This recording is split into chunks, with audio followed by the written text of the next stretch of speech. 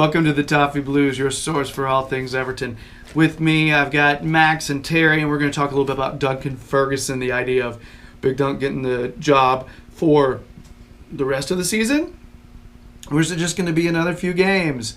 Or what will actually happen here? Because we don't really know. There's a lot of different options here.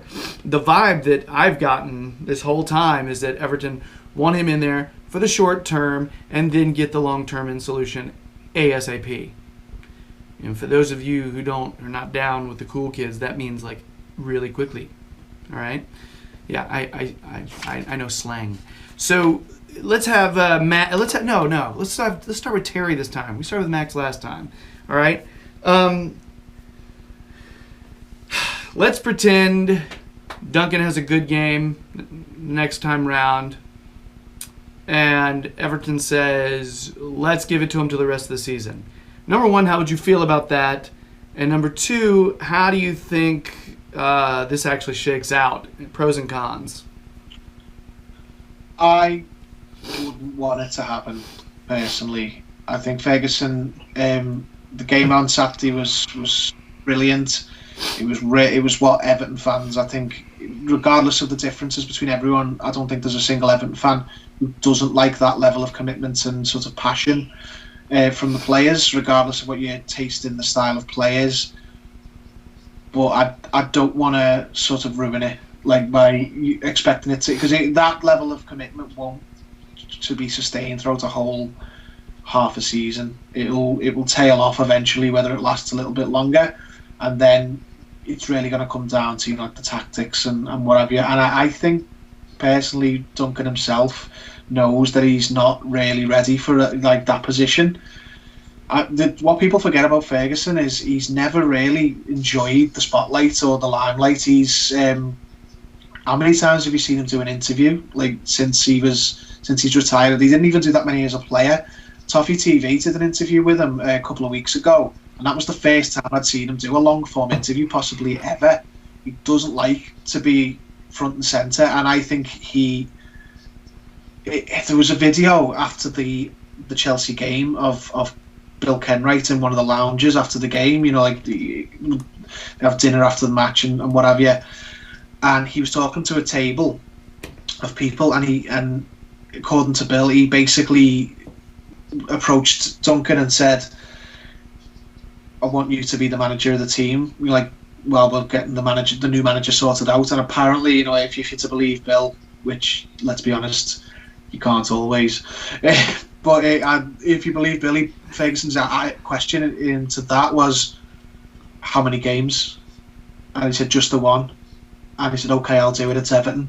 So I don't think and all the questions from the journalists about him taking the job, sort of on a medium-term, possibly long-term basis, he battered every single one of them away. I don't think he wants a job long-term. I think it's not something he desires, because I think he's happy with his role at Everton. He wants to because if you're the manager of the club and then it fizzles out or you eventually don't do well, even if you do well at the beginning, you can't, you'll end with the sack and you can't just go back to being a coach after that, can you? So I think, if possible, we should hire a new long-term manager and just leave Ferguson's little short stint as what it is and not ruin it, because Duncan himself, I think, knows he's not ready to be the Everton manager just yet. And it was brilliant to get that level of fight out of the players, but you can't do that long term. Eventually it needs to be about playing style, it needs to be about tactics, it needs to be about sort of intelligence from the manager, and he's not at that level in his career yet. He's not ready for it, and I would hate to see, after such a great result, I'd hate to see it turn sour on a legend like Duncan Ferguson. I'd like to just keep it as a positive memory, because when Unsworth managed after Martinez was sacked, he was really good, and I think it was a Norwich game and everyone was really happy because it was the first time we got to see the likes of Tom Davey, players like that, and it was a breath of fresh air and everyone was excited for David Unsworth's career. But then when he had another go in following seasons and it was long term and the results didn't come in, people's opinion sort of turned on Unsworth's ability then, and I'd hate to see that happen to Duncan.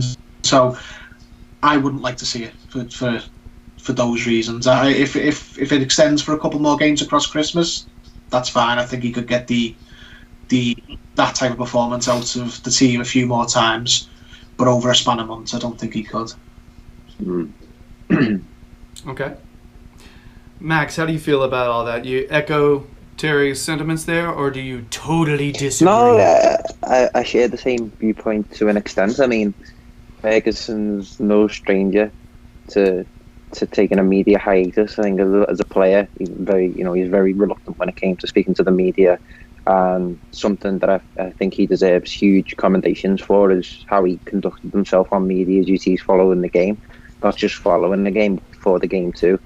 I think one thing he made abundantly clear was that the day an isolate incident as an event is just that's what his responsibilities were for the day. Obviously, the result going in our favour probably spurs him on to future games as the manager, and then that also plays into the board's hand too, because it also allows them scrutiny and more time to decide over their shortlist for a permanent manager. But yeah, I think Duncan Ferguson as a coach is a very, very strange case, really, because I think the general consensus is former players in general getting coaching roles. I think one thing that Everton have come under often come under scrutiny for is just appointing the lads, as it were, so to speak. And to be fair, I think if that result would have went against us, I think that would have been the fair shout from all of Everton Twitter, to be honest with you. If you look at the likes of Franny Jeffers, Alan Kelly and John Eberle as his team.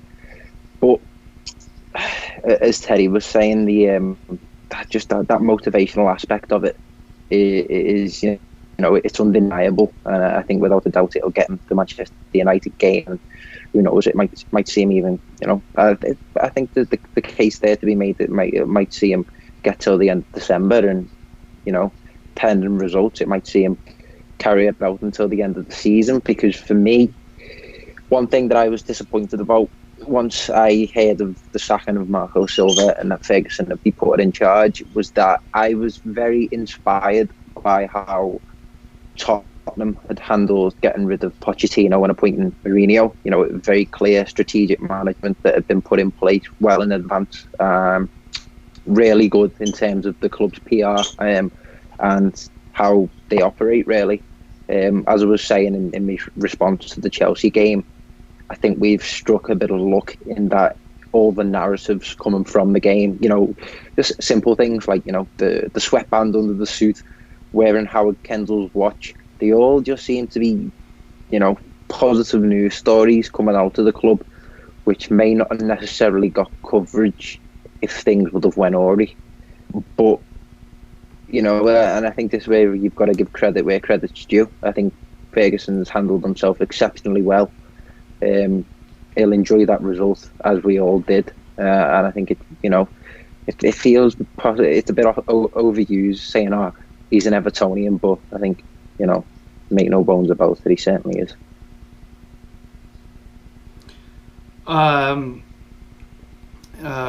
Toffee Blues did a poll asking people what would they think if what would they say to Duncan Ferguson being given the rest of the season, and 51% said yes and 49% said no. So pretty divided, pretty clear. I mean, I'm inclined to agree with these guys. I remember last season you mentioned United, and immediately I jumped to United's situation when they appointed, Ole, when they appointed him. And I remember thinking, well, they're playing well right now, but I still think it's a mistake. I think it's a mistake to keep him on. I think they made that decision too quickly. They immediately were like, no, you're our main guy now. You're not just interim, you're our guy now. And I think that's too soon. And I still think he's hanging on, but I still don't think it's the right choice.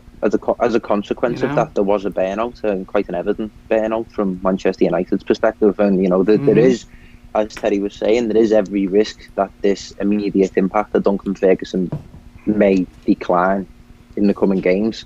However, I do think if he's going to keep the job on a short-term basis, we may as well let him have it till the end of the season, because if this makes the board rush their decision of the permanent to long-term manager, and we make a wrong decision, which we have in the past several times, I just don't want to endure that again. And I think everybody can echo that sentiment. You've got to hope, though, that this decision, unlike the previous decisions, will be made by Marcel Brands. Now, I'm not here to say, Marcel Brands is like an angel who can never get anything wrong, but the previous managerial appointments were made by, Mashiri, let's be honest, they were made by, Koeman and Allardyce and Silva.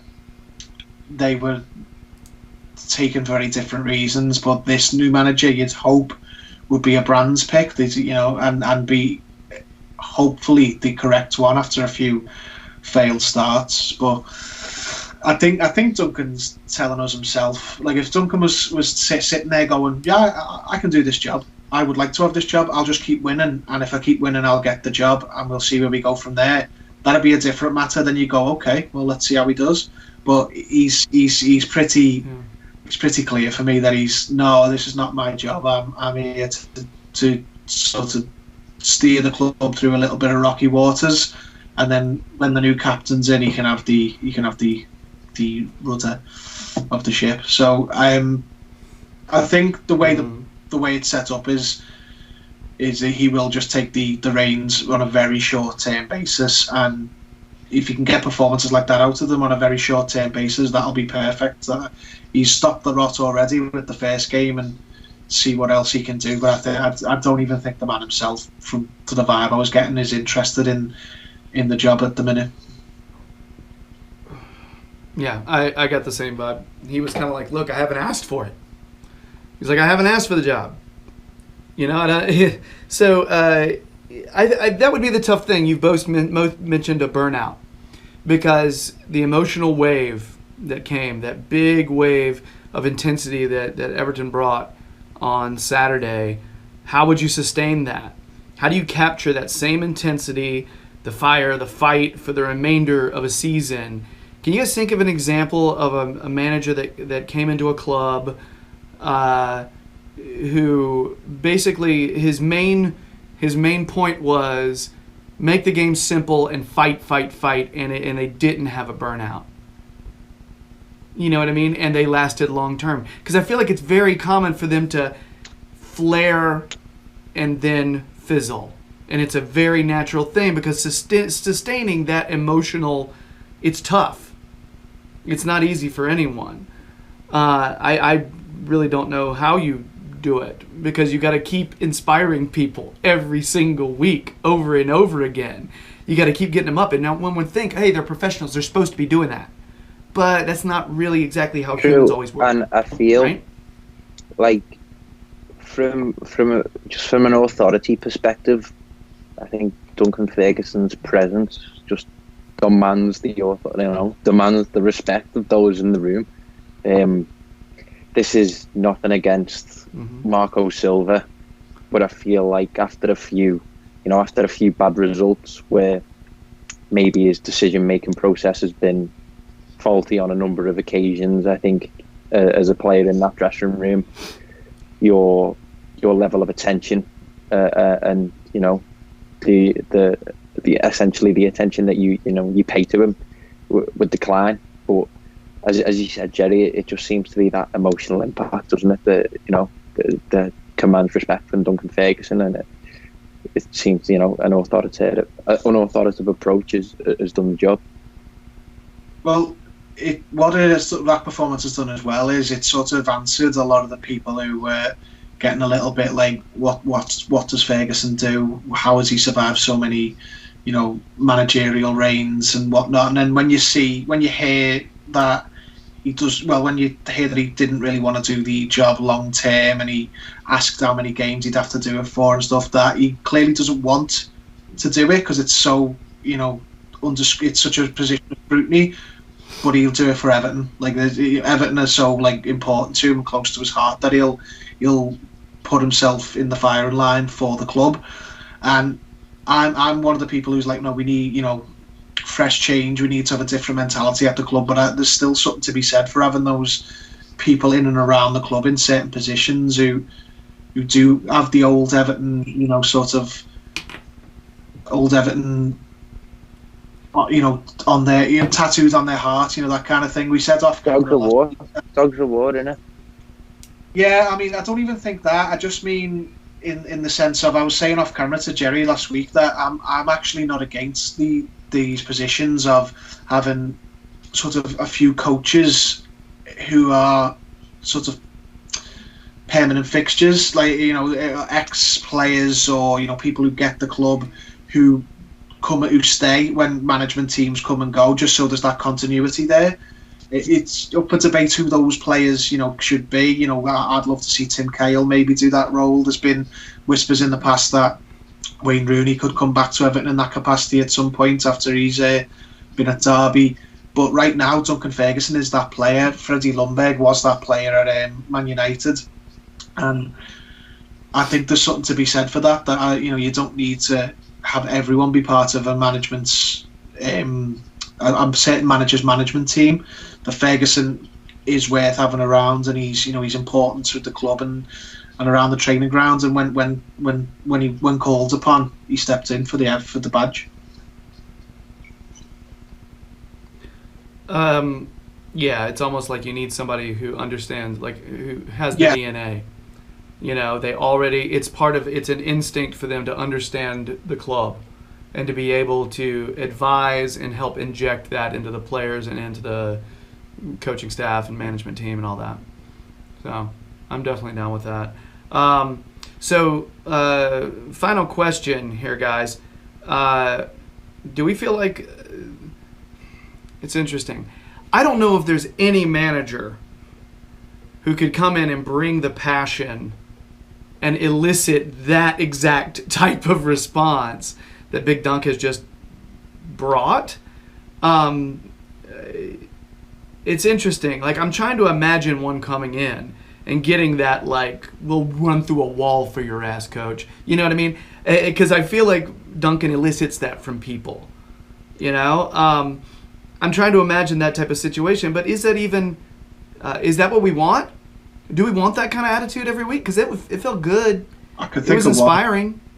If Arteta came in with Cahill as an assistant, I think you'd get that effect.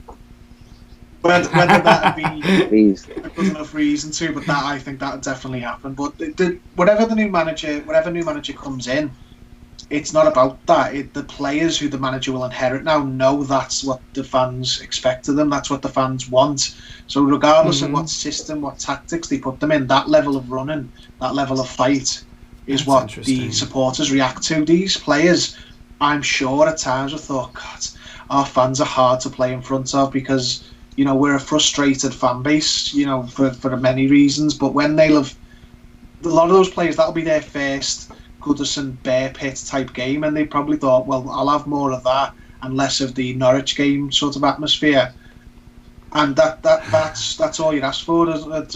You don't need to be outclassing the other team football wise, but you do need to be matching them and beating them for commitment and work rates. That's an Everton player, and some of them have been doing it all along, like the likes of Richarlison, but some of them haven't. So you think potentially this could serve more as a brief lesson in expectations rather than, hey, we need this guy leading us every time. It's more, hey, you've learned your lesson, get your shit together, and we'll bring in the new manager, and you need to continue that at that point. This should be, your effort and passion should be a through line regardless. Gotcha. Okay. That makes sense. I like that. Max, you got anything on this? No, not really. I'd agree with what Terry said. Just in terms of other names, because we haven't really mentioned other names. I mean, I've watched a bit of Marcelo Gallardo's River Plate, and they seem to be, a heart on your sleeve type side, which I think it'd integrate pretty well. But just to kind of back up Terry's point, that on an individual basis and collectively as a team, the play that Chelsea game needs to be a catalyst for the players. You know, that's like setting the benchmark now. That's the effort that you've got to put in, and that's the type of performance that the crowd reacts to. So love that. Fingers crossed, and it's something that I keep reiterating because I feel like this is when, you know, for me, this is when my expectations at Everton are at the highest. When we've got these games on TV up against your top 6 sides in the countries, when you've got an important quarter-final on the horizon, this is where, you know, the blood and thunder comes into it. Yeah, you can have a bad game, but as long as you're working like that, no one will mind. Ask Iwobi, because Iwobi didn't have a very good game, but he ran his arse off and yes, he did. grafted his arse off. But when he got on the ball, he was having a terrible time. But nobody got on Iwobi's back, apart from me on Twitter a little bit. But no one in the ground did, because that's the thing. Everton fans, it's got to be said, like, you know, love them or loathe them, they're not actually that hard to please. That's all you need to do. You just need to care for the badge on your chest and work harder than the other team. And if you lose, you lose. If you draw, you draw. If you win, great. But that's all. That's what you need to do to get the good fans on side. All right. Anything else on this, guys? I mean, I think if we I'll be really curious to see how the club responds if Duncan leads Everton to a few more wins in impressive fashion. It'll be fascinating to see the response, or if there will be a response before Duncan even has a chance. Very curious, as we always are, as to how when decisions are left up to the board and those folks. We just never know. Clap. Yeah, all out of sync. Yeah. So anyway, I guess that's it. Regardless, Big Dunc, keep it up. We know you're watching. Thanks, man. That was damn fun. That was fun as hell. Just saying. Anyway, if you're digging the videos, please subscribe to the Toffee Blues YouTube channel. We really appreciate it. Also, if you haven't already, check out Max's new brainchild, his new mind baby.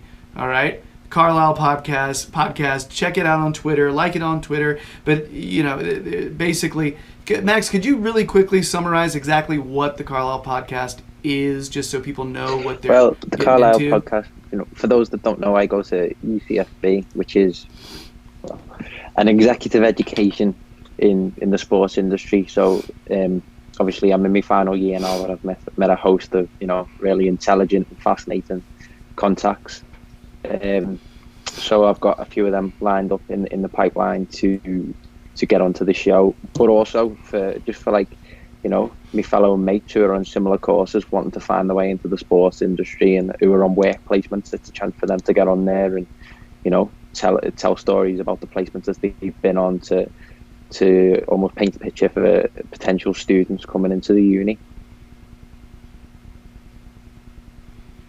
See, that's great. I feel like there are a ton of people who want to work in football but don't actually understand the path. So I think hearing stories about some people's paths, always a great thing. So yeah, this is a rad. Just saying, it's a great idea, Max. All right, it's very cool. Very excited for you. So. In plug for Max. Now we plug Terry. Terry, check out his Twitter. He'll tell you when and where he's going to be showing up. Besides outside your door, looking at you longingly, asking for acceptance into his arms. Hugs abound. Also check out, Liverpool Echo fan Gerry. Just saying. They let him write stuff on there. It's kind of. Lastly, check out the Toffee Blues on Twitter, Facebook, Instagram if you're not already. That's it. All right. We're going to roll on. This is our last segment, so I guess we'll talk to you later on about some other stuff. 3 points in the bag from this weekend. We should be happy. And, more Duncan for a little while. Anyway, we'll see how it goes. Max, thanks so much. Good to see you, buddy. As always, nice to Terry, come on, fellas. much love to you, sir. Appreciate it. You too, guys. And, take it easy. For me and the guys, we'll talk to you later. Bye. Well, hold on. Now I'm doing that over. Bye.